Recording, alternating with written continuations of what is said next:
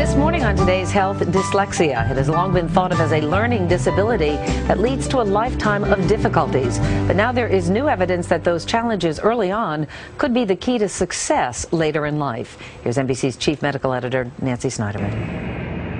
Richard Branson of Virgin Group is a man known for his insatiable curiosity and business ingenuity. And I've been very lucky. I mean, I have followed my dreams. Branson attributes his success in small part to his dyslexia, a learning disorder affecting reading and writing comprehension.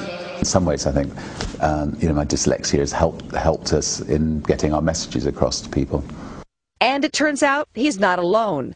In a new survey out of London, 1 in 3 U.S. entrepreneurs identifies himself as dyslexic. If you're dyslexic, you've got your own ways of doing things. You don't like a very structured environment. Famous dyslexics have said they learn to compensate for their learning problems by developing other skills, like oral communication, delegating responsibility, and problem solving. Dyslexics are not dumb. They're not lazy. They have average IQ or even above average IQ. They're regular people. The only problem they have is with reading. Dyslexia can result in confusing words and understanding. This sentence, for example, "Anne must drink her milk," was written like this by an 8-year-old dyslexic student. Danny Kessler runs a small business teaching self-defense courses. He says after flailing in school, he was more determined than ever to succeed. They give you an A for memorizing, spelling words, and they give you an A for writing an essay, but they don't give you an A for being able to show leadership. So many schools have a cookie-cutter approach to education, and that can be a hurdle for a dyslexic student who doesn't fit a cookie-cutter model.